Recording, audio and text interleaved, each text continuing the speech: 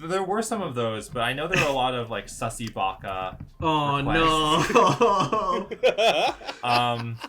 Now there's gonna be a clip of you saying sussy baka on the internet. Oh no, there already is.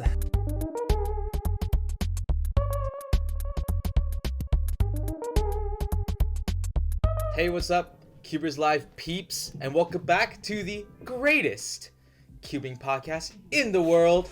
I am Michael Chai, your host, and beside me are my co-hosts, Cary. Hello. And Manu. What's up? How it go, everybody? How goes? What did you guys do today? Today, I did nothing. You see the stupid bed? I just lied in this dumb bed and worked all day. That's it. I did nothing else. Cary, this is work. Answer, Manu, did you work or did you do nothing? Oh my god. Let's leave that to the imagination. It's okay. If you're just lying there, you're recuperating. You're letting your Hey, I was body working. heal. I was busy. Well, I don't know if I can say exactly what I was doing, but I was working. Yeah. Yeah, that's Trust me. Sounds Don't worry. The viewers know. admirable. The viewers know. You Yeah. guys know how it is. I was working. Yeah. What about you, Respectable. Cary? What was I doing? I was eating a meal, and then I was editing a storyboard for a YouTube video. Oh, is it a secret? Kind of. Kind I was of. just thinking, like, it's something that, like, I'm worried. I don't want it to leak. So, yeah. Hey, that's our new job, Manu. We're the press, and we're gonna figure out what Cary's up to. The whole point of this podcast is just Cary KH News. That's it. Yeah.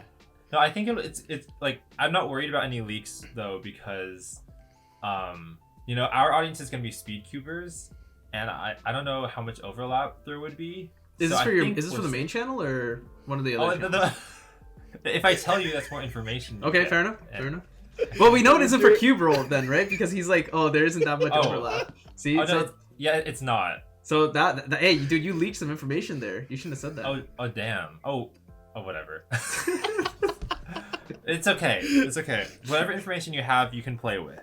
Okay. Well, I guess viewers, you better subscribe to Cary because that way you won't miss out on whatever his secret project is. Yeah. Good job, Manu. we That's did true. It. Hey, it was an efficient plug, right? I guess it worked. Yeah, It was. I appreciate it, Manu. Yeah. Well, anyways, I hope all of you guys, if you listened to episode 1 and episode 2, that you guys enjoyed the previous episodes. This is something that we're still kind of learning as we go, and really it's a free-flowing piece of content that we're working on. So, if you have anything that you guys think you want to hear or listen to, if you have some feedback for us, you can always just let us know. But today, all of us were kind of reflecting upon the pandemic and really how it affected us and cubing in general. I don't know, Manu, if you just want to start. How did the pandemic affect you? Yeah, so I guess I think anyone who has not whose claims that the pandemic did not affect them has to be lying at this point, right? There's no way there cannot be a single person on the planet who is like, yeah, I actually just like live in a hole and I've not had contact with any other humans for like, I don't know, like 10 years, so I don't even know what pandemic is going on. But then also for some reason is listening to this podcast. I don't know exactly how that works. But in any case, yeah, I mean, pandemic has been pretty rough, I think, for everyone, right? And I think it was pretty rough for cubing also because as you guys are probably aware, cubing kind of involves your hands, right? And it involves other people scrambling your puzzles and using that same puzzle is coming to you without any sort of like sanitation or anything like that. So, and there was also just like, hundreds of people in like the same room. So of course, when the coronavirus, big was just spreading out everywhere, obviously CubeComps needed to go. Of course, CubeComps is not always more important than the health and safety of the cubers themselves. So yeah, it was pretty rough, I think, for cubing. I think I was like extremely disinterested in cubing for a long time. Disinterested in getting faster, at least. Of course, we were still doing Twisty Puzzle Cup, and I still had like my cubing friends, but I think even up until now, because there just isn't that much, there quite literally isn't any competition. I've not really cared about cubing at a particularly high level. I don't know if it's the same for you guys. Yeah, I think speedcubing before the pandemic was kept alive by competitions because I've burned through so many other hobbies that didn't have such a devoted community, but because cubing would always give me something to look forward to in the next 2 months, it was always like something was happening. There's some sort of what's the word, like not festivity, but like some like flavor some of the month. Yeah. Yeah, I mean, because I remember distinctly when because when you go to register for a competition, right, you can see all the other people who have like put in their registration. So you can see it's like, oh hey, like Cary is going to this comp. Oh hey, that's super cool. Like I haven't seen Cary in a while. Like we can like talk or whatever. So it's just an extra incentive to click register and just go to the comp, show up. And since you're gonna go to the comp to see your friends, you might as well try to like break your PR or something too, right, along the way. Yeah, I think it's a combination of both those factors. Did you guys participate in the cubing at home competitions? Yeah, so I guess really quickly for those who don't know, Cubing at Home was actually an online competition that was done by, I think Cubic USA was also involved. But it was actually really huge, right? Like, there were like people from all over the world who were participating. Yeah, definitely. It was like thousands of people who competed at the end of it. Yeah. So I think I competed in one of them. I think one of the very, very early ones. But I remember one good thing about Cubing at Home is that they were like, if you don't think you are fast enough to like make, I think, either finals or podium, then you don't need to take a video, right? You can just submit your times and just kind of chill, which is actually pretty convenient because like I'm no top speed cuber, right? But it was still cool to be able to participate without having to really put in like any effort whatsoever. So yeah, what you're saying is right with the cubing at home competitions, and I do think that it was really good for the speed cubing community because it was something that was like really needed. Everyone was yearning for a competition, yearning for some sort of group activity. But the last part that you're talking about, how you weren't really fast enough, and then how we were talking about how there were so many people who competed, that actually didn't really make it a great experience for me. I did compete. It just felt so pointless. I didn't really get the community draw that maybe some other people did. It wasn't enjoyable just because I knew I was mediocre compared to, I was literally in the middle of the pack, right? So that's just how it felt. So definitely made me realize that at least the way that it was done is definitely not a replacement for competitions, because at a competition you definitely feel a little bit more of a presence of just being with friends and having a good time. Yeah, it's like playing in the playground or something like that. Yeah, I definitely imagine that if you're even slower than Chai, well, I'm slower than Chai, so that includes me. But if you're like a newbie and you enter cubing at home, you might feel like you're a drop in the ocean and you don't even exist. But I remember at my first competition, Noah Arthurs came up to me and like wanted to talk to me about like blindfold solving because I had just gotten started, and it sort of feels like these big fish will kind of like, scoop you out and try to help guide you to become better, and that doesn't happen in a virtual competition. Yeah, that's a good point. Yeah, I mean, a lot of like, I think it's similar to like, well, I think it's somewhat similar to, I know that Smash was having was having a lot of difficulties when it was moving to online.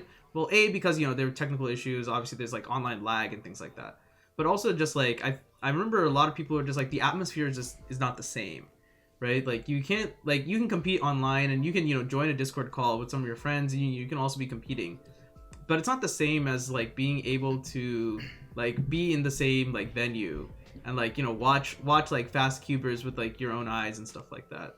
And yeah, it misses out on a lot of the, I guess a lot of like the, I don't know if you want to call it like soft sections of competitions where, yeah, you just get to interact with like a lot of other people, which is, kind of a shame. I mean, I don't know. Personally, that's kind of why I think that online competitions are a good way to get a lot of people involved, a good way to get people interested, but nothing will really beat, I think, just the experience of just being there in person. I don't know. Maybe I'm a bit of a boomer. What do you guys think? No? I agree. Yeah, I mean, you're definitely right. I think it's, at least at the way it's done so far, probably is something that's more enjoyable just to watch than to actually participate in.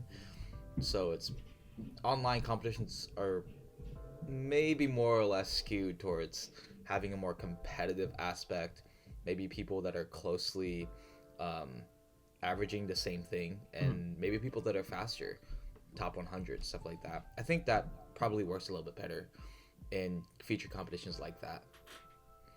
Yeah, I mean, yeah, it's just one of those things that because of pandemic, you know, it kind of robbed us of like a lot of different things, right? You know, a lot of like sporting events were shut down.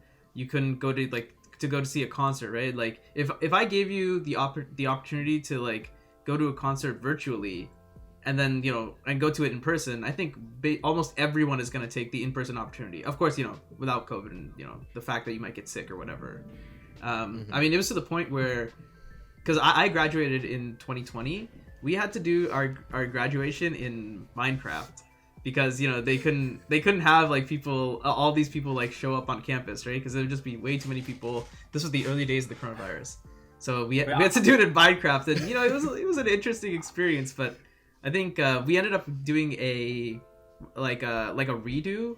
I forget what the official name is. We just called it like fake graduation because it was not our real graduation.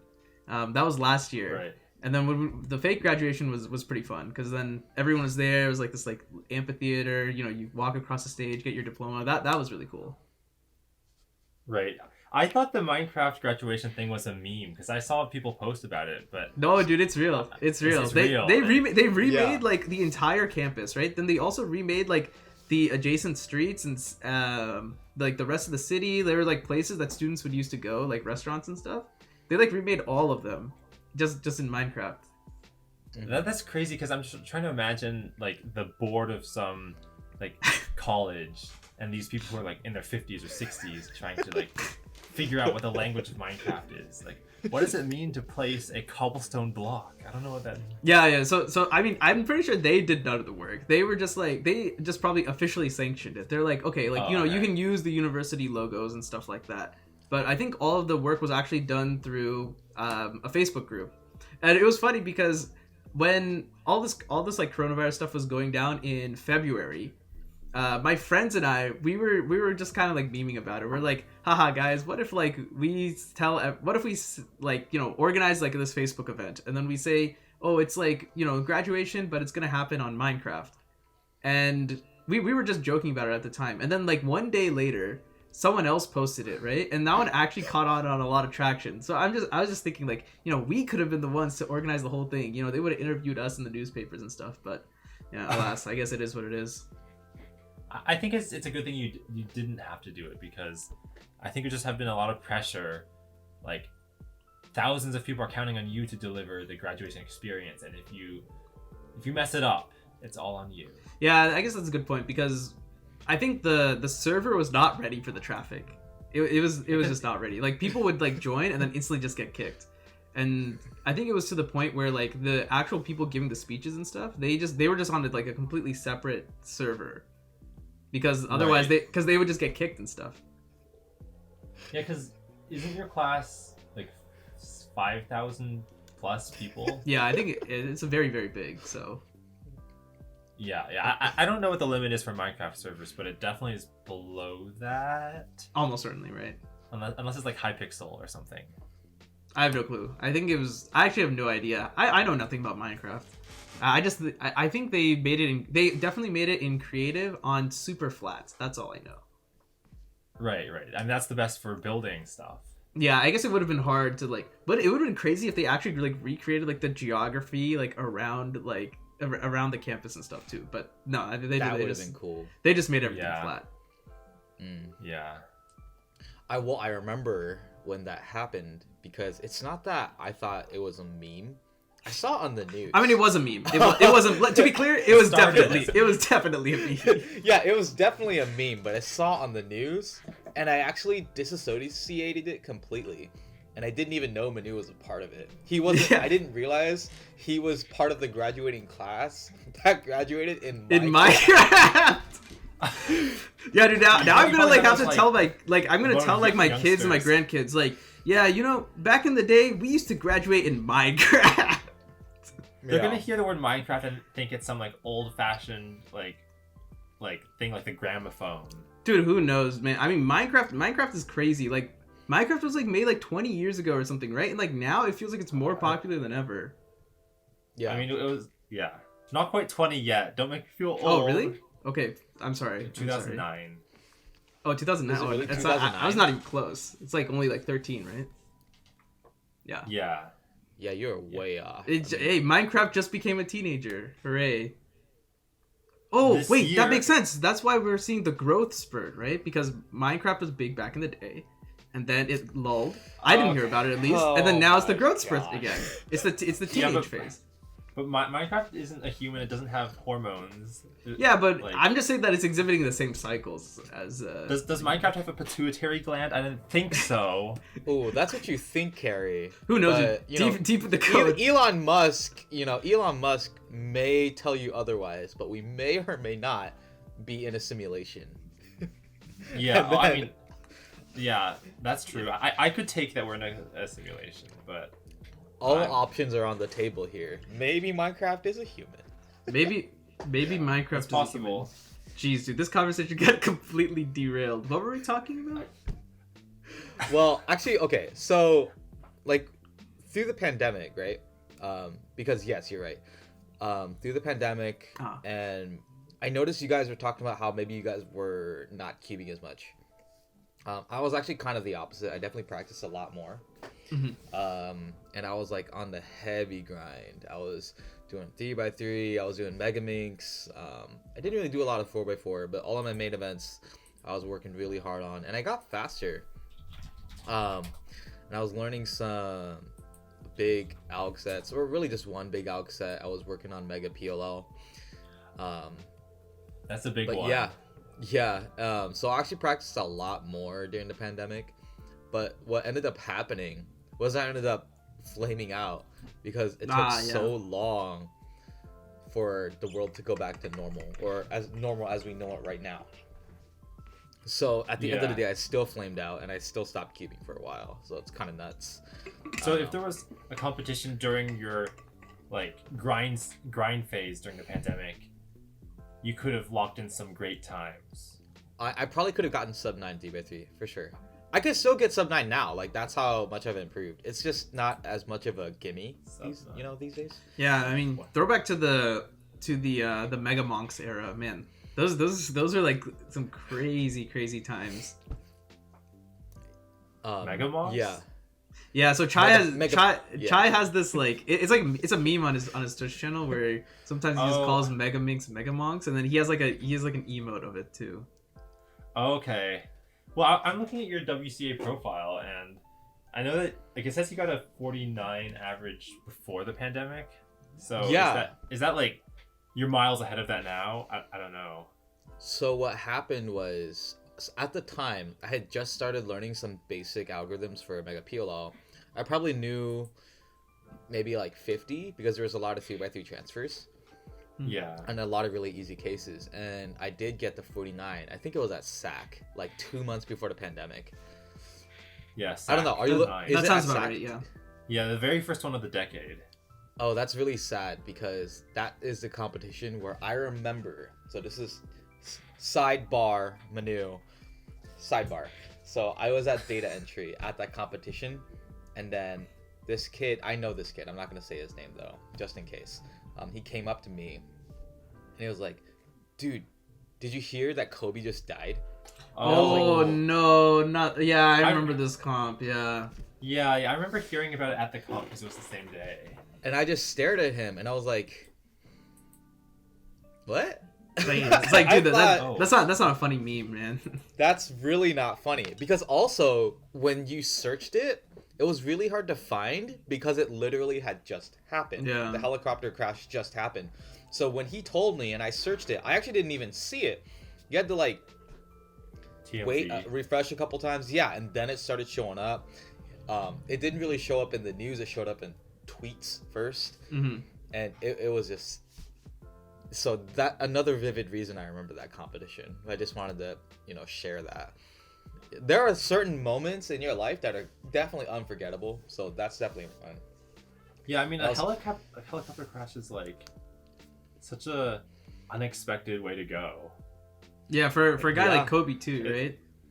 Yeah. Well, I think the autopsy was it an autopsy or the investigation? What was it, Cary? Oh, I don't know what the autopsy revealed, but today might be exactly 2 years since then. Oh my god. Oh my goodness. Really? It might be 1 or 2 days off. So the day we're recording this, at least. Yeah. Not the day it's coming out. For the listeners who are concerned, we are recording on the 25th today of January. But yeah, interesting. Did not even think about that part. But yeah, the investigation revealed that the pilot was indeed disoriented, and they flew straight into a mountain, like going down. That's why the helicopter was accelerating, because the helicopter was trying to go above the clouds, and the pilot thought they were going up. So at the very least, jeez, wow. they didn't even know what was happening. They just saw like a bunch of clouds, and they just died instantly. And at the very least, painless death, I think. Yeah. I'm hoping. I mean, yeah, I guess there's no way to know for sure. Yeah, who knows for sure. Yeah, but rest in peace. Rest in peace. Yeah, but I was competing in Mega. I also got a 40-second single, which was at the time way too fast for me. I see that now, and your second fastest single is a 45. So. Yeah. So where did that come from? Was it like some I got skip? a PLL skip. I got a PLL skip. Oh wow. Yeah, and I was still doing full last layer. That was really funny. And then I got the sub 50, and I was like really happy about it. And then ever since then, there wasn't really that many Megaminx comps left. Hadn't broken it. Pandemic happened, and I slowed down. The reason why I slowed down is because I started to deconstruct my mega solves. I felt like my turning style was inefficient. I felt like the way I was pairing up pairs were inefficient. I was spamming TPS, and I slowed down on last layer because I took a long time learning those algs. So I would say it took me almost a year to learn full Mega PLL and even get back up to the speed that I could break my PB. So that's 1 year ago, basically. Yeah, and I think also during this time, you were also messing around with secondary S2L orders too, right? Yeah, I was trying to be creative because, all I had was time, right? So I was trying to figure out my top layer, if I could actually solve on a different top layer, because it would make more sense during S2L. S2L is like the second layer of a Megaminx, the second big block, basically the second step of Megaminx, if you're not sure what that is. So I would say since last year, I've been faster. And then through the summer, I was really fast. I was pushing sub 46. I would say on stream. Oh, wow. Too. Yeah, sub 46 second averages were happening. And then that's when the burnout happened. You know what? Why that's crazy? What? That's crazy because when I started cubing, I remember the world record average was 46. I forget who held it, but it was like 42 single, 46 average. And now you say you could beat it on any average. I think when I started cubing, I think Juan Pablo pushed sub 40. Juan Pablo's pushed sub 40, I think, 2015, maybe? But it was pretty close. Because at that time, he used a Diane, like with ridges. Yeah, is that out of fashion now, right? Yeah, but shortly after, in like 2016, 2017, that's when the Galaxy came out. And then all of the times started to go down rapidly. Yeah, and then I stopped cubing Cary for like the second half of 2021. That's when the burnout hit really hard. So I'm trying to pick back up where I left off. I think it's easier to rebuild rusty skills because they're still in your brain somewhere, just locked away. Yeah, it's also like true. Before, like, you know, because I remember seeing this when we were watching the divisional games this weekend. Like, you know, before you would have to like pay attention and, you know, like really like learn like, okay, like this is X4 or whatever, right? And then You know, but like now, like you can kind of just do it somewhat passively, like while watching like a TV show or watching a football game. In this case, it's just like, okay, like what is this case? Okay, like I sort of remember this. Let me look it up, go back to the game, and then you can kind of just like like the flow is like a lot better, right? Oh, yeah, it's more subconscious. I guess it works similarly to like I don't know if you guys ever heard of like space repetition systems.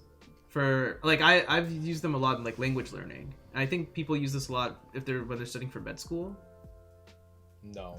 So like, explain, yeah. Yeah, so Related basically to like what it is it's like flashcards but smarter. So like you create like a flashcard, and then the flashcard, you know, let's say like in my case, like, you know, it's like Japanese, right? So it has like a word and then it has the definition on the back or whatever. So you see the flashcard, you know, you either get it right or you get it wrong. If you get it right, then what it does is that instead of like reviewing the flashcard the next day, it will give it to you 2 days from now. Then when you go and review the flashcard again, if you get it right again, then it does it 4 days from now. So that way, like, what it does is that, and if you get it wrong, right, then instead of doing it from 4 days or 2 days, it does like tomorrow. More recent. So then you have to look at it tomorrow, because then it like stays in your head. It's like, okay, like I got this wrong. Like now, this time I'm gonna make sure that I get it right. Yeah, I have heard of this. It's sort of like fine-tuning the frequency of these terms based on how much you need help with those terms. Yeah, exactly. It's like weird. It like figures out like also like if you just do it over time, eventually you get a sense of like, okay, like this word is like hard because, you know, I'm still seeing this word every couple days. Whereas like this word is as like on lock. I never need to review this word again because I haven't seen this word for like a year. So therefore, like I just like know this word now. And if I didn't know this word, then, you know, when the next time the review comes up, I'm not gonna know it, and then it's just gonna bump me all the way back down. Then I have to like review it again. Right. Oh, do you notice that it has helped with your Japanese? Yeah. I think so. I started using spaced repetition, I think in my second year of college, to specifically for kanji, the Chinese characters, and I think because of that, like I always kind of had an affinity for kanji, but like I think because I learned the spaced repetition, I just like picked up a ton of kanji very quickly just over that summer.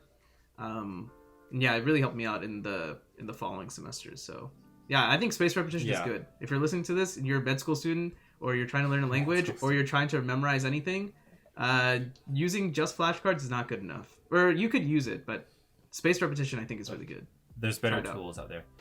Yeah, I mean, it sounds really useful even in the context of cubing, because I was just thinking yesterday, I was trying to, okay, this is kind of embarrassing. I still don't know all of COLL. There's still like maybe 6 algorithms I don't know. So I was like, I decided to myself, I'm going to learn them. But then like they showed up in a solve and I messed up one of them. And I just thought to myself, I wish I could see this one more often so I could drill it. But also like drill the recognition. Chai, you were also mentioning this also, right? Because like you were like, okay, I need to just see them in solves now. Or no, I think you were like, I need to force the cases so that I can know how to solve them instead of just like hoping for me to see them in the solve, because I need to see it more often in order to be able to do it. Yeah, it's like just basically having a trainer, right, Cary? Is that what you're looking for? Yeah, but I guess like Manu said, I wanted it to show up organically in a solve. So it's like in the whole flow of things, basically. Yeah, because when you're doing a trainer, your brain is kind of in the mode of like, I'm thinking about the new algorithms that I just learned. Right. But that's not how it's going to be in a competition. No, it's not. And that's probably where maybe learning algorithms gets a little bit weird. Just in case the listeners aren't aware, and if you're watching audio, we can like show you a little bit, but COLL stands for corner orientation, the last layer. But basically when you're looking at the cube, when we orient the cube, we're trying to get the top color to be the matching. So in this cube it'd be blue, and then basically he's trying to solve all the corners, essentially. That's COLL. With the trainers, with the Mega PLL trainers, I find that it's really helpful when I learn a fresh alg. But where I really start to get it down to a T is I didn't really do a lot of last layer training, but the last layer training helped a lot. So I did the whole last layer instead of just the algorithm. But I didn't get it down, like you said, Cary, until I just did every single solve, and then just I either knew it or I didn't. Which is interesting because this thing, what is it called again? It's called spaced repetition. spaced repetition, it just sounds like the mental equivalent to what I'm aware of with basketball players. So like when they practice free throws or 3-pointers, they basically just shoot, and supposedly they're supposed to make 10 in a row, and then they move on to the next spot. If they miss one, they start over their count. So it's interesting how there's like a mental comparison to something like maybe physically that you practice, like a physical practice routine. There's a mental equivalent. I think that sounds really cool, because if I had a trainer that also did something like that, that would be really cool. But obviously the computer's not going to know whether or not I solved it, or whatever. Well, I mean, so the same thing is with language learning, right? Like you're not like saying like like this is what it is.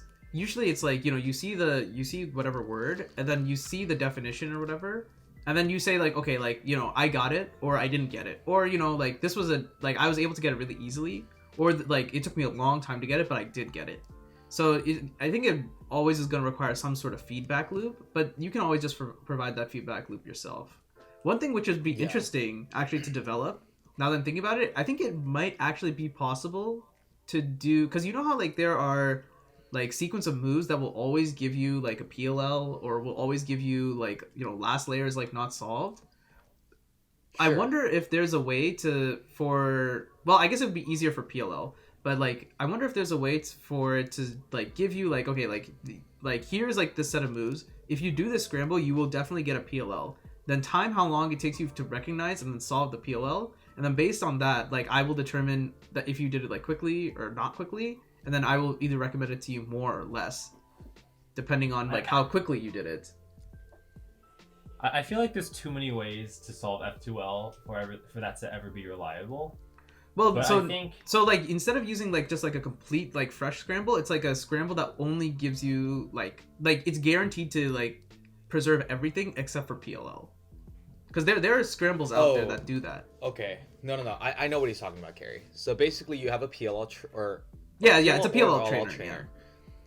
And then what you do is it works the same way as a normal trainer, except you tell the user to start to solve immediately, and then the trainer reads your total time it takes, or you can select that did not finish, I quit, something like that. And then it uses AI or some sort of algorithm to determine like how frequently you're going to see that case again, basically. Right. I was just thinking, what about smart cubes that can sense every move, and then like they could actually time exactly how long each pause is? Yeah. I mean, I know that whichever cube can connect onto, what is it called, like Go Beast or something? Cubebeast, yeah. Whatever cube can connect onto Cubebeast can actually show you like, okay, like this is how long you took to execute like your cross or whatever. And then this is how long it took you to execute your F2L. But then this is like the pause in between where you just weren't doing anything.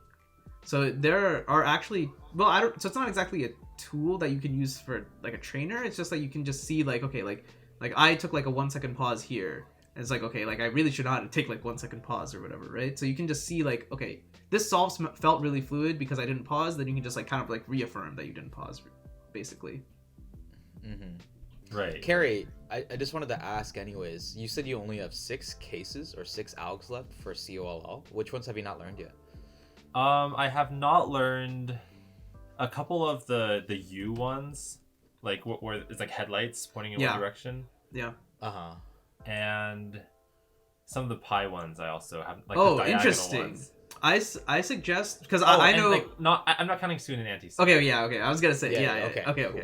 Yeah. I think there's one U case which is particularly bad, which is let me set it up real fast. I know exactly which one you're talking this about. One? This one. This one. Oh, where it's the same color twice. This one is the worst one. Yeah. It's also that one. We have the same one. Yeah. So this one is really bad because this one is just set up to Y-perm. But it's just a lot of moves for. Oh, I see. Because that means that like sometimes you're gonna have to do 2 PLLs, right? You're gonna have to do this one and then some sort of like edge PLL.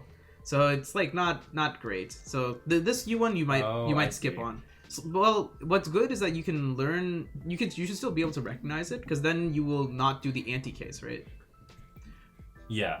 Or I don't know, maybe well, you probably don't want to force the anti-case now that I'm thinking about it. But like, yeah, at least you won't do the anti-case. And then I think all of the pi ones are good. I think I would recommend all the pi ones. Yeah, I heard some top cubers saying that for OLLCP, well, maybe that's a little too advanced, but like you only need to know 2 variations in each case because you're just trying to avoid the diagonal PLLs. Right. Yeah. Oh, this is totally worth like just explaining because if any cubers are interested, by the way. So yeah, just definitely. keep going. Yeah. Well, I guess I could set it up. I have a few cubes. I don't know, like, I'm worried that the sound of me cubing is going to distract people. Nah, it should be fine. We're just setting. It's a cubing podcast, man. What are we gonna do? What are we gonna do? In 2016, my brother and I had like a gaming podcast, but like I was watching it again and I realized like in the background that you can hear me cubing like all the time, and it was so bad. Well, that one might have been distracting because cubing was not the main focus, right? But this is the cubing podcast, so of course we're gonna cube it a little bit, right? Well, while Cary is setting that up, Manu, when you get this case, I'm assuming you do ZBLL. If I know the ZBLL, if I don't know the ZBLL, and sorry, audio listeners, you're not really gonna know what's going on. I do something weird like this because it just kind of flows well. What was that alg? I don't know how to explain it. It's just all muscle memory. This is not. I mean, it's this actually. So it solves this. Oh, it's just that alg. Yeah. It's just a Y perm. Yeah. It's not a Y perm. It solves this where so like this is like if this is red, then these two are opposite, and then it's like opposite here and here. Got it. Yeah, so it's very easy to recognize. ZBLL alg. Okay. I'm doing any COL you do will be a ZBLL for some case, right? Yes. So you're just doing a one that's not necessarily. I just don't do the Y one. Right. But if I do recognize it, because the Y ones are easy to recognize, because they're very simple setups, and honestly, like you can, I know those also just from doing blind.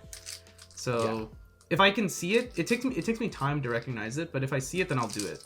I'm not saying that this is necessarily a good thing, by the way. Like, so I guess while Cary is still setting up, like I use ZZ.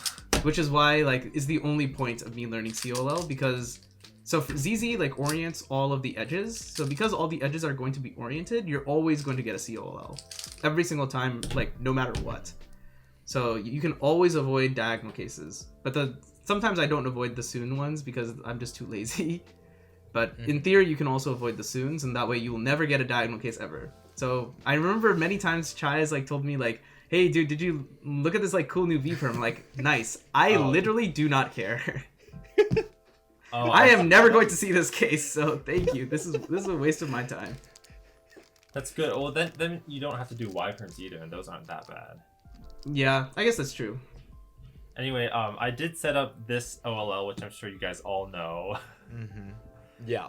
And I think this is like the easiest example to like explain, because if you just do like pure CFOP, you would solve these OLLs in the same way. But if you want to be more advanced, then you can look at the corner permutation, like these 4 stickers here, to like figure out like, oh, maybe I can skip corner permutation while doing OLL. Yeah. See, this is hard with like the camera in the other direction. But like, okay, you can just do your solve, really. Yeah, you can just do the solve. See here where like these 2 stickers are the same color, then it's just sexy. That's a bad word. Sexy sledge. Demonetized. And then this one is not sexy sledge. This one is like the backwards version of. Well, I mean, you could do lefty sexy sledge. Okay, left. Okay. Yeah. Is that what you do? Is that what? I mean, I have no clue. I never see this OLL, so. Oh, because of ZZ? Yeah, because of ZZ. Right. Well, I guess like if the edges were oriented, then you would know. But I just do like the backwards of the first OLL of Y perm. I don't know if that makes sense. But... Okay. Yeah. Yeah. That. So what you also could have shown is if you did the your algorithm 1 on the second cube, you would have gone diagonal. Right? Yeah. So that's the concept. So Cary, go ahead. Try to get a good angle. This is a good angle. This is the original. Yeah. Original OLL on the second case, and you get a diagonal PLL. which is usually bad. Yeah. So to explain, like so PLL. I guess we didn't even explain PLL. PLL is permutation of last layer. So what for CFOP solutions or CFOP based solutions, usually you solve the bottom 2 layers of the cube first, and then you leave the top layer to be solved later. There are 2 steps in solving the top layer. You need to orient the top layer. So like, you bring all of the you bring the same color on top. In this cube, it's yellow. And then you need to permute them. So you need to like shuffle the pieces around so they end up in the right place. So that final step is called PLL. And there are 3 different types of PLLs that you can get. There are PLLs that are like edge only PLLs. So that's like something like this that you can see here. This is a U-perm for audio listeners. So this one is only moving around the edges. You can see that all of the corners are like locked into their place. Or you can get diagonal cases like the one that Cary just showed off. This is a Y-perm. So that's like where you have to do a swap of diagonal corners. And then there's another one called adjacent, which is actually the vast majority, well, maybe not vast majority, but the majority of PLLs are edge cases. And you want to avoid the diagonal cases because generally those algs are just worse. I think that there are 5. There's the 2N, there's E, V, and Y. And all of those are not particularly good algs. Y is okay. Yeah. I don't know if there's a mathematical reason to why diagonal algorithms are so bad. It might just be like luck of the draw. Yeah, I don't know. It's weird because a priori, there's no reason why the diagonal one should be particularly worse. But yeah, maybe there's a reason where like, moving the edge from one corner to the other, or moving the corner from one side to all the way to the other side is just particularly harder. Yeah, I mean, I don't know the mathematical reason behind it, like why this sequence of moves is objectively worse. But for cubers, the reason it feels that way subjectively is, for the most part, all of those algs, ergonomically speaking, is a lot worse than your traditional PLLs, like adjacent PLLs and EPLLs, basically. They're just not very ergonomic. It's hard to be efficient and fast because it's just hard to actually turn the cube. So for the most part, we do try to avoid diagonal PLLs. That's why a whole like subset of algs exists to skip that. But that actually leads me to an interesting point, Cary. Like, this is a whole theory crafting thing about how to be a cuber. So 3x3 is a very fast event, Cary, right? Are you going to spend the time to recognize all of these cases and then execute these algorithms in an efficient manner? Or are you going to just do the solve as it's presented through your traditional 3x3 advanced method, right? So that's actually one thing that I had been practicing, Cary. It's not really learning the alg, but learning the recognition. And I think there's this whole sort of thing, if you get into the niche of cubing documentation, there's like Roll and Joel of basically using recognition to your advantage. Right. So I have another one. I know there's a ton of these cases to show, but just to highlight the point, these two are opposite recognition cases for OLL. So basically these are pi OLLs. These are ones that Cary said he did not learn, but this is a really easy one because the objectively optimal algorithm is super fast. And then also the secondary case that I'm going to explain is also actually very fast. So we have the matching yellow. Isn't that just going to skip? Yeah. We have the matching yellow over here and then the matching yellow on this side. So if these were the same cases, yellow would be here and yellow would be here, but this one's the opposite case. So for me, I'm generally like a lazy learner. So my methodology on how to approach improving, and this is what I did in the pandemic, is recognizing the COLL. But it's not really recognizing the COLL, it's just recognizing the corner pattern. So I know when I execute the traditional pi alg, I get either a you gotta need to do it right first. I'm gonna assume I can actually do it right, but you basically get a skip or you get a U-perm. Now, if I execute on this case, I know for a fact I'm gonna get E-perm, Y-perm, N-perm, N-perm, and then V-perm. So I know I'm going to get 5 cases potentially. So my philosophy of how I've been cubing, I've been using the recognition to just predict what I'm gonna get, and I'm just gonna do the bad case, because 3x3 you only have so long to recognize. Yeah, actually that's a good point, because I think there's a lot of emphasis in the Cuber community on learning more algs, but maybe half the time you can cut from learning new algs, you can cut just by knowing where the adjacent swap will be, like without even learning a new algorithm. That is probably that would be pretty major, because like if you can figure out like where the adjacent swap is going to be, and if you can figure out maybe even one more piece of information, like where, you know, like if there's going to be any sort of 2x1s anywhere, then that is going to give you that is going to help you a lot, right? To figure out like, okay, like I'm going to narrow it down extremely, so I know that I'm only going to get a small subset of algs. I mean, that in essence, that's really what COLL, OLLCP are, right? It's just like you just reduce the algorithm set from potentially 21, you know, including five pretty bad ones, five good ones, and then everything in between, to just 5 good ones. And even those, well, maybe not 5 good ones, really more like 4 good ones and 4? No, 3. H-perm, so U-perm, U-perm, H-perm, Z-perm. That's that it. That's it. So I don't even know what I'm talking about. Only Z-perm is bad. Only Z-perm. Only Z is bad. H is pretty good, so. Another thing that is interesting about EPLLs is that Z-perm and H-perm are much rarer. So much rarer, I'm drawing something. Maybe this is overkill, but... And I guess the people listening on audio aren't going to even see it. But, like, if you, like, split it into, you know, 12 equally sized chunks, the U-perms... I could write A and B. Like, I didn't know that, actually. This is how often you'll land on each of the EPLLs. Yeah, so really? U is, like, a third. UB is 2/3. So you have 2/3 chance of getting one of the U-perms, which are the same. They're just mirrored. And then you have a 6th chance of getting Z, 1/12th chance of getting H, or 1/12th chance of getting skip.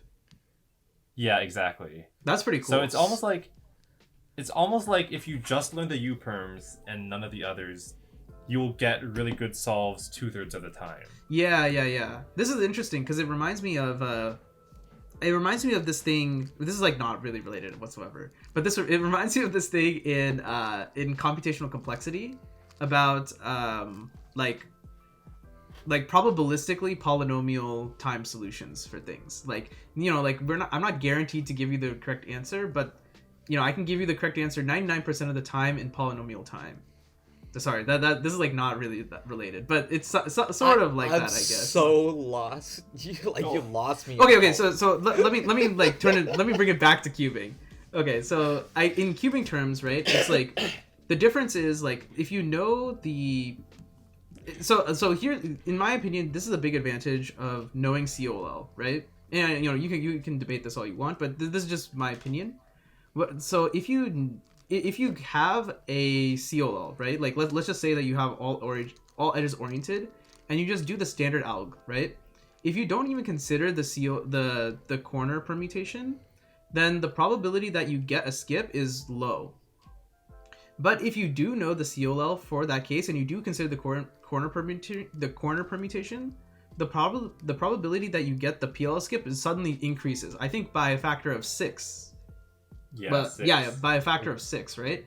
And all of that just by knowing a couple algs, because it's 1 in 72 originally. Probability? Oh, 1 in 72. Right, That's what I was gonna ask. And then it jumps to 1 in 12, right?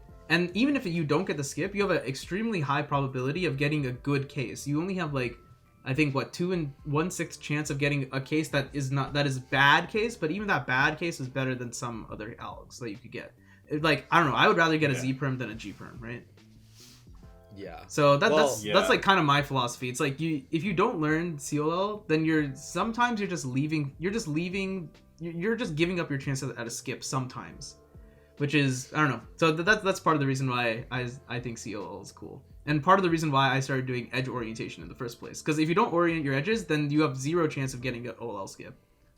I actually think that in the future, we should just have a podcast where it's not really so much of a free-flowing dialogue, but we should actually do some sort of like debate thing. Because this whole like conceptual thing, I think let's just turn it into like, you know, hot topics, and then like bullet points of just like why this works, why it doesn't, because it's very personal preference. It's very personal how you want to do it, right? How you learn. Everyone learns differently, so some things will work for others. So I think that's all interesting stuff. Kind of on the same topic, like COLL was something you were thinking about, like just finishing up. But did you guys learn anything else, cubing related? Have you picked up any new cubing skills like in this free time? Anything stood out? Yeah, so what's interesting is, I've been blabbering on about ZZ, right? But I think about but at the beginning of the pandemic, I was not a ZZ solver. Actually, I don't remember when, but at some point, because I think like before the pandemic, I was like maybe like a 13-second solver. But at some point, I got this 12-second average official and the sub 10 single official in comp. And at that point, I was just like, okay, clearly I'm just gonna like use CFOP forever, right? But then during the pandemic, when I was not concerned about results or anything, like to me it was just like, okay, I could just grind CFOP forever. Clearly I'm not particularly good at it, also, right? Like I could just do this forever, or I could like try and learn something new. And at that point, I was just like, okay, because for CFOP I was already orienting edges in F12 using I think it's like VHLS VHLS. So I was just like, okay, if I'm already orienting edges, I'd already learned COLL at that point. So I was like, why don't I try ZZ? Because ZZ is also orienting edges, but it's slightly more free-flowing when you can make like your first 2 layers. So I decided to try ZZ, and that was absolutely awful. Like I had no clue what I was doing. I could not track the edges properly whatsoever. But for some reason, because there were no competitions, and because there was just no pressure whatsoever, I just continued at it, and I just kept learning. I just did a bunch of solves over and over, just completely untimed. I'm sure they were all awful. Before I was like a 13-second solver, these were probably worse than 30 seconds. But over time, I eventually figured out okay, these are the things I need to look out for. And eventually, I got better and better to the point where I never thought this would happen. But last year in one of the SAC competitions, or wait, not one of these the only SAC competition to happen last year. I actually got a sub 15 average using ZZ, which was very surprising to me. So yeah, that was, to me, that's one of the cool things that I've picked up during the pandemic. And at least for the foreseeable future, I'm probably going to continue to use ZZ. Not because I'm faster or anything, just because it's new, it's interesting, and I'm not completely awful at it. Yeah, I was going to say, you could either be the competition's 20th best CFOP solver or its best ZZ solver. I don't know if anyone keeps track of who's using ZZ, no who's using CFOP. Actually, that was one thing that we were considering doing for the live streams, right? Is you can see as people are solving what their quirks are. You can tell oh, this person is color neutral, or even if they're not color neutral, it's oh, this person is red cross solver, right? Which is kind of unique. So you'd be able to pick out different things like that. But I think right now ZZ, I can't really say if ZZ is an underdeveloped method. Would you say that it's pretty developed as a method? It almost. I don't know much ZZ theory. The exploration of it. I mean, I don't know either. But it's been around for a while. Yeah, ZZ has been around for a while. I think ZZ is not. I think the general consensus is ZZ is not the fastest speed solving method. I think CFOP is a 60 move solution. I think Ru, if you include M moves, is 50 moves, and ZZ is also something like 50 moves. I don't remember these. I'm slightly pulling these numbers out of my ass. Yeah, but that's what I was thinking about, right? So if you're listening to this section of the podcast, if you go to search Ru, ROUX, and then search up people back in the day who would solve the 3x3 with Ru, it actually wasn't that fast. But right now, some of the best solvers in the world, or 2 or 3 of them, at least in the top 20 or 30. There's a couple, I think Sean and Keon, right? Mm-hmm. Yeah, and there's also Fami now. I don't know if Fami's gone to a competition. Oh, but I see. I don't know. But Sean Patrick Villanueva, if you search him on YouTube, no one turns as fast as him in Ru. And he really, really pushed the boundaries of the times that were achievable. Ru was already pretty famous for one-handed results. Yeah, right. But that's what I was going to say with ZZ. ZZ gets really good one-handed results. Did Phil do ZZ? I think at some. Yeah. I vaguely remember. think Okay, so. yeah. Okay. and then our close friend, I don't know if she was female world record 2. She was at Tiffany? some point. She was, yeah. Oh. She is a very good ZZ solver. But Yeah. the thing about the ZZ solvers that I know is they're not like Sean. Like, I haven't seen a ZZ solver that's really, really pushed the TPS. Yeah. But the method Yeah. is designed for like ergonomics, RUL. I don't know. Maybe people argue RUL Yeah. is not that ergonomic. I mean, But it is pretty efficient, right? Yeah. There was Yeah. a Korean Sorry, go solver ahead. in 20 like there's a Korean solver in 2015 or something who got a 5 with ZZ, but he was still maining CFOP. Oh, so wow. I think for him it was just an interesting thing to try. I don't remember his name though, but he was Korean. I see. But like no one's really pushed it. That's the thing. So like the method hasn't really been pushed to its limit of its capabilities. But at this point, like CFOP has been so developed into this like pseudo methodology kind of thing. Like right now, most people, like you say CFOP, like half of the best CFOP solvers, they don't even do the O in CFOP. They do some sort of like weird OLL into ZBLL kind of thing. Yeah. Do you guys know what's his name? Oh, that's the first time that I saw it, Patrick Ponce. So basically he would do a soon and an OLL to get a different ZBLL. So like basically he would have like 2 edges oriented in an OLL, and instead of doing the OLL to get a PLL, I think he would do a soon to get a ZBLL. And Well, the soon doesn't flip any edges. Oh. or something like that. Yeah, I don't know. some- Do you guys know what I'm talking about? Interesting. Yeah, I know that like Jaden McNeil talked about how okay, I don't know how to set up this alg. Oh, it's not soon. Sorry, it's F-sexy F-sexy. Yeah. yeah, F-sexy up prime. Sorry, that orients edges. I have to flip some corners. Go. This OLL. So, I guess people hate this OLL so much. I don't that even Jaden do McNeil- OLL, and I hate this OLL. This OLL looks awful. Yeah, there's like no blocks on the sides, and so people just do F-sexy F prime and they'll get a ZBLL. I think you can go into the T set. I don't know how, but I heard the T ZBLLs. There's 72 of them. Are the nicest. TZBLLs are very, very good. Yeah. Just T's listen and bow carefully. ties. The 72 of them. Okay, look. So ZBLL as a whole is like 470 total Algs, right? Like, you know, you're not gonna learn the soons because you don't really like. I don't know. I don't know if you really need the soons. I guess if you know full ZBLL like Anthony Brooks or something, then yeah. Well, then you know full ZBLL. But like, the T's are like I think are relatively easy. T's and bow ties I think are the easiest ones, and then after that I think is U maybe. Yeah. I think H and Pi are pretty hard to learn, and then no one learns S and AS. I think. Well, the thing is, sorry, go ahead. I was just gonna say H and Pi are harder to recognize. I think because there aren't blocks on the sides. Yeah, Mhm, no, they are. I mean, U is a pretty good case just to learn alternative algs for. Actually, that was the first COLL subset that I learned. I learned U first because I was really bad at executing the headlights out.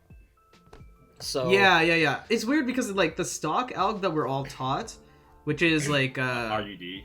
yeah, it's an RUD alg, is like I don't know. To me, it like does not flow particularly well. There's a better RUD alg that well, I messed up this cube, but I can set it up. There's a while you're better setting it up- RUD alg to that that you can use that like flows a lot better. I mean, if you're a listener and you can visualize what I'm talking about, the RUD alg, if you do wide R for all of those algorithms on 4x4, you actually get you get the last two edges cases. You can solve those. So wide R and then do the headlight alg. It's a pretty good tactic. Wide R. Yeah, just execute the alg. RUD. You get last two edge cases. Wait, I got this. Yeah, exactly. Look at your Wait. edges. You get last two edges. Oh, so you have Yep. two Oh. edge pairs that have not Yeah, been. exactly. Yeah. So when you're I on was your like- last two edges in your edge pairing, you can they're on the use those top. algorithms. Okay. Oh, Yeah. that's cool. I did not know that. Yeah. Up, back, and upright, and then I just do this. Yeah. Wait, I did and it then the wrong way. I think No, you yeah, it's didn't. a You three, have to- it's a 3 cycle, right? So Yeah, it's a Yeah. 3-cycle. Yeah. But if you do the inverse of that, if you do U2 or a wide R2, the other Yeah, it's a alg wide for R2. it, then that solves the other case. So if you're listening, food for thought. It's Yeah. a really good alg case to know. Yeah. Anyway, Go ahead, Manu, sorry. the one that I was thinking about is this corner Oh, yeah. corner orientation. So the headlights are matching and then the back ones are not matching. This one flows particularly well, and is also RUD. I don't know. That one is one of my Oh. favorites. Oh, when I get that case, see, that's one of the COLLs I do not know, and I'm just tempted to do F sexy F prime and then hope I get like an ELL that I know. No, I think dude, for I the really, most I part, really recommend that one. That one and No, its inverse are both yeah. Okay, yeah. really, really good. That's learn arguably it. probably the default U. That one U really OLL. should. I don't know. In my opinion, that one should be the default U, not the one that's like this. That one should not be the default. But anywho, I mean the U set for COLL is pretty worth it. It's just that one weird. Yeah, the case. one When you alg is think really about- bad. I mean, if you think about it, it's basically a Y perm into an EPLL, right? Yeah, it's set up to That's Y perm. that's all it is. Now, if you do a Y perm, set up to a Y perm, and then do a Z perm, that's really bad. Yeah. It That's- actually happens a lot. So, But you know what? Yeah, I mean, 1 you in can 6. you yeah, can it's okay. probably recognize that actually going into it.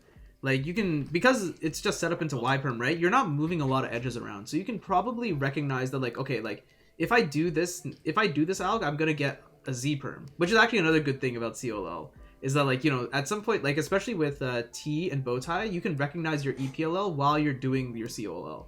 So then, like, you just have completely, there's no pause. You immediately know what the next alg is. But yeah, it's the same thing. So if you do end up getting that algorithm, you can just kind of recognize, and you'll know that, like, okay, like I know I'm gonna get a bad alg. Let me try a different alg, or you're just prepared for it, right? And you're like, okay, I'll just take it. But so, like, when I see, and it kind of works in reverse too, right? Like if I could do my stock COLL, but if I know that if I do a different alg, I'm gonna get a skip or a better case, then I'll just do the other alg instead.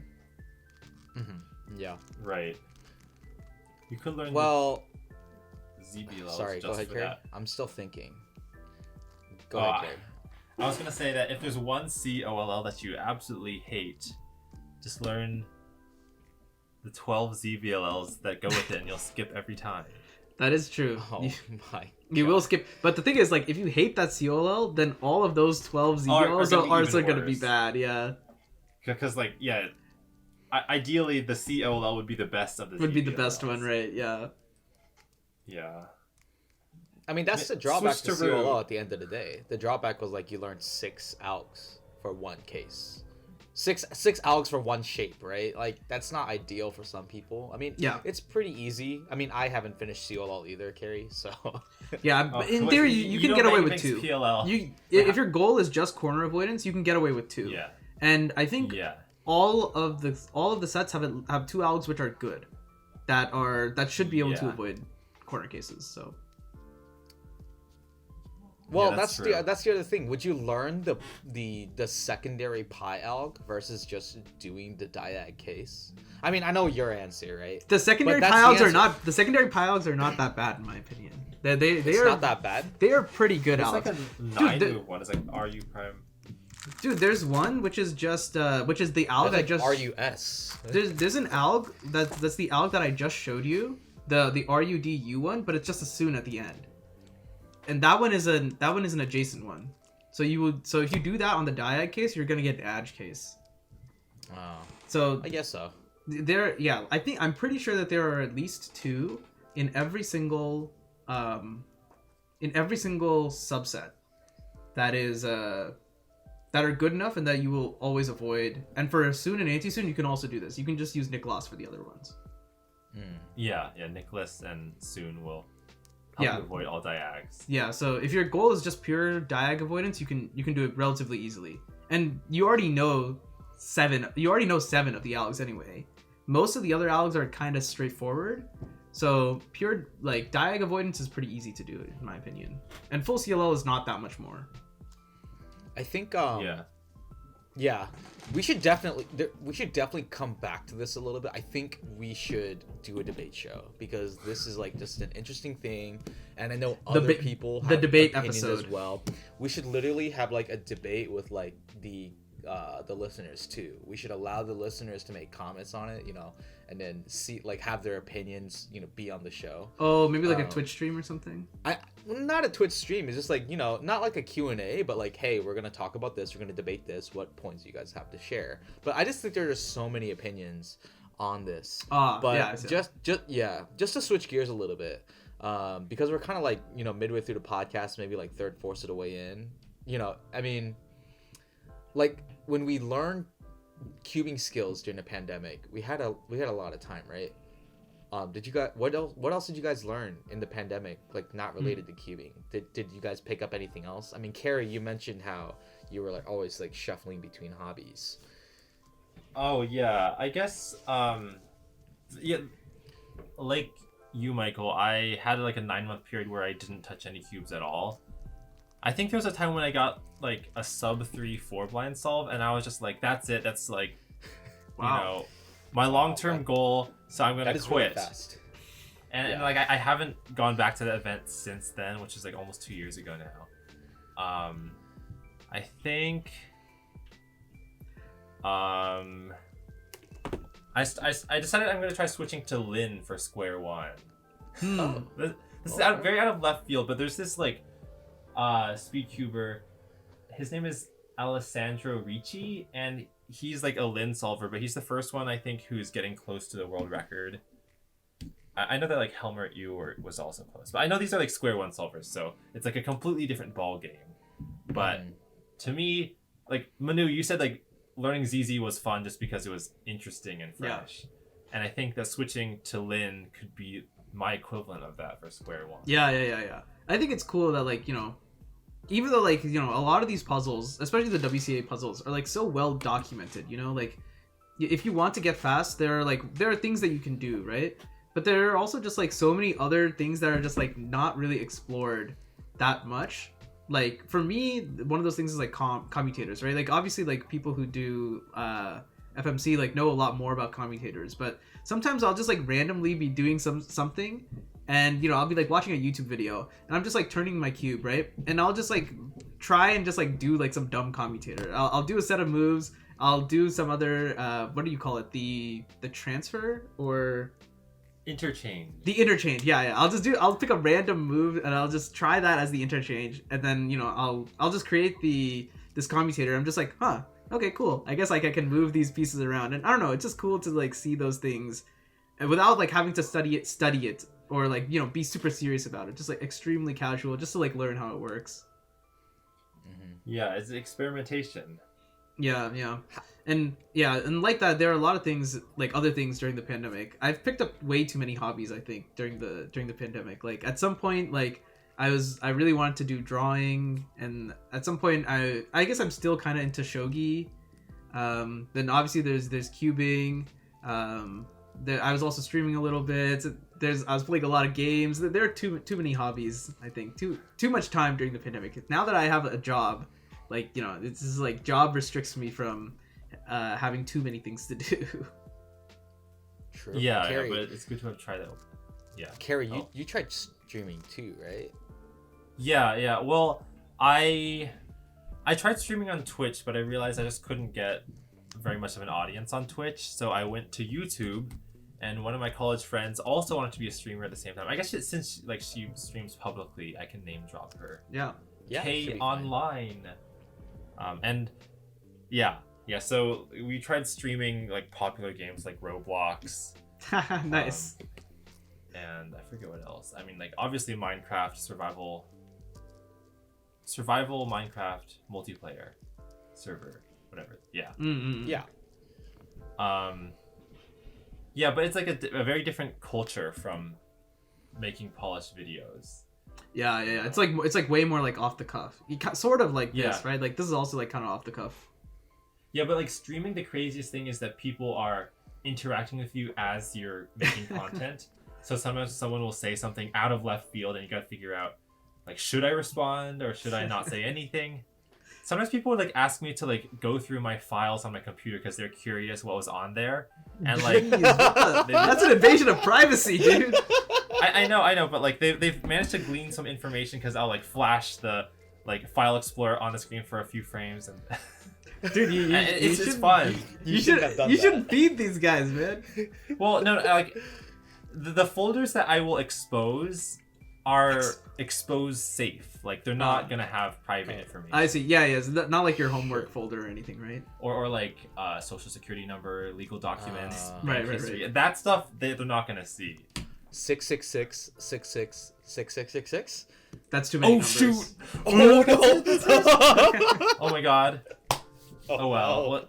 Now you can steal my identity. Oh, no. See, the reason why I think Chai was able to guess that is because in the last podcast episode, you wanted to rate your fish burrito as 6, right? And that kind of that tipped us off.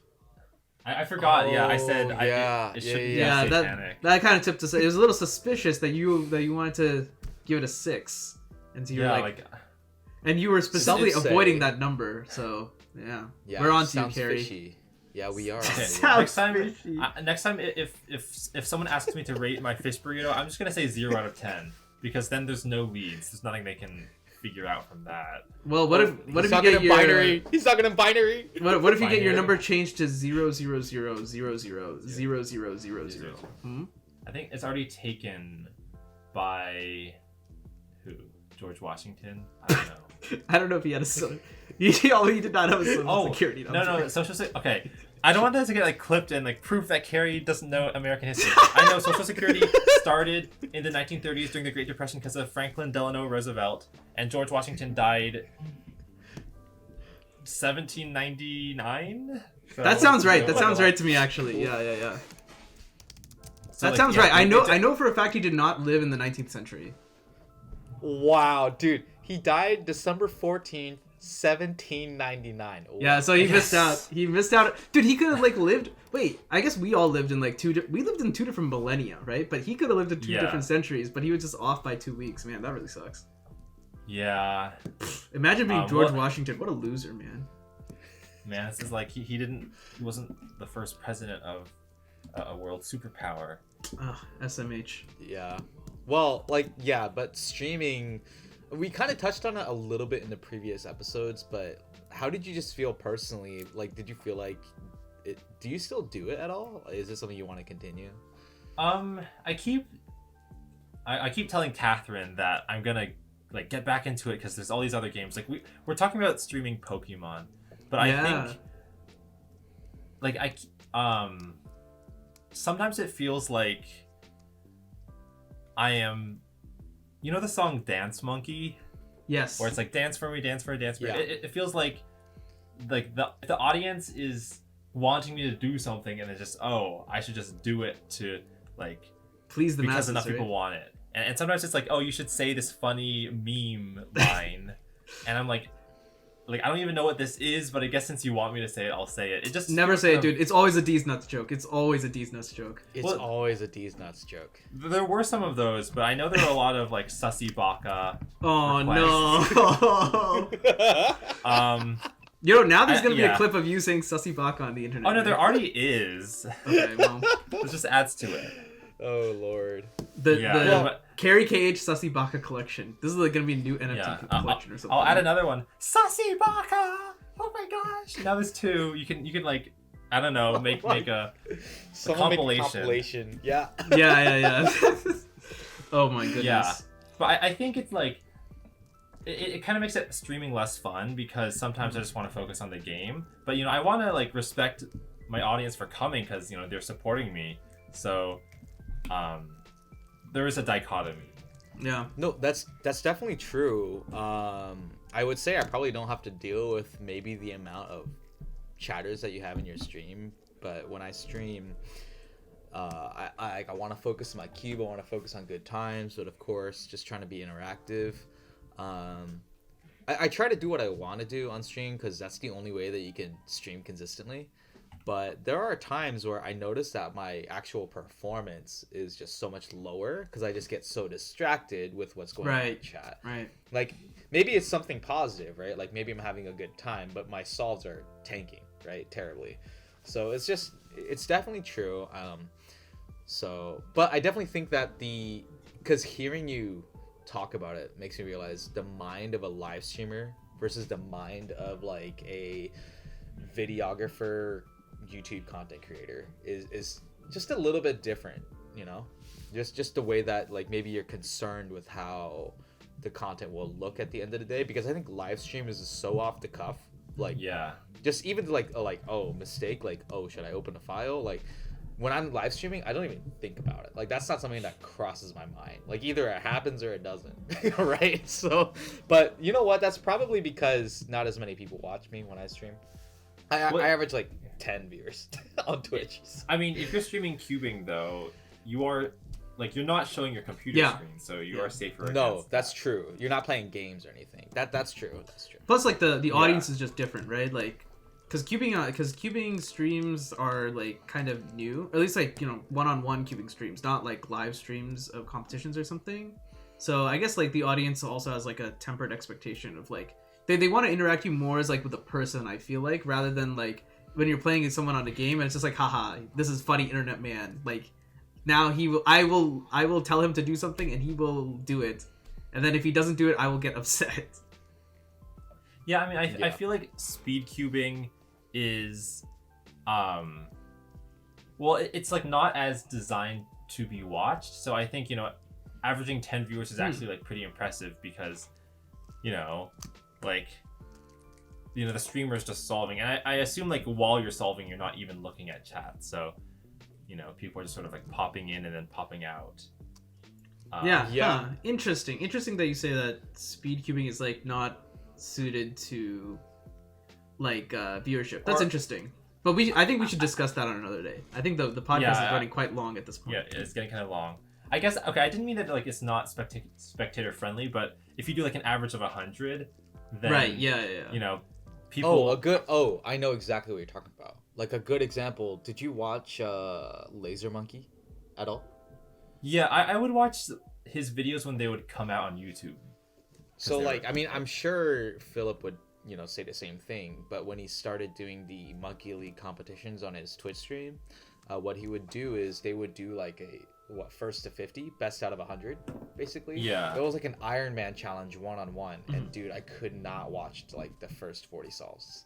Like the last 10 solves were fantastic, but it was just so long and tedious. So your point is completely valid, but it's just like because of that, like he changed it up with how Monkey League worked, and it's much more fast-paced. So, but you're definitely right. Like solve after solve after solve, it does get tiring after a while, for sure. Yeah. I mean, that's why competitions are good, because they give you 5 solves. These are high stakes solves. So they're not going to get bored. Yeah, definitely. Yeah, I think we should wrap up this podcast. What do you guys think? Yeah, I think. Yeah, I think this is a good length.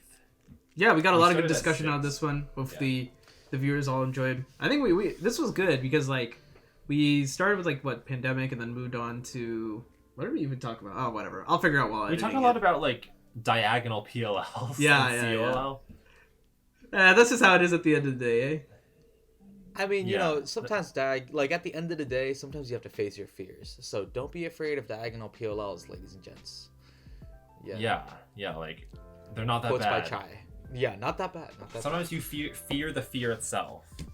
Oh yeah, that's also FDR, I think. Oh really? I didn't know. All right. The only enemy. I think he said it after. Pearl Harbor. But anyway. So I recommend we try everyone getting ready to clap and sing it down, just like last time. What do you guys think? This is never going to work. All right, so we're just gonna all go silent for like a couple seconds, and we're just gonna try clapping. Oh, he's gonna blindfold too. So. Are we doing it blindfolded? Oh, are we supposed to be doing it blindfolded? I don't know. I'm just gonna turn around. There's no way. Dude, there's absolutely zero chance that this is gonna work, but alright, I guess. I'm just gonna count down to 3, 2, 1, right? Alright. 3, 2, 1. Did you guys even clap? Did I clap? No. I clapped. I couldn't hear you because your Discord does not. Your Discord filters out your claps, so. All right. Well, this is a complete wash and a waste. What did I tell? Time. Dude, anyways, ladies and gentlemen. We'll just assume it happened at the same time. Like it's Schrodinger's clap. This has been the greatest cubing podcast in the world. Overinspected. We are out. Peace out, ladies and gentlemen. Have a great day. Bye. Goodbye, everyone. Bye. Okay, that's the end.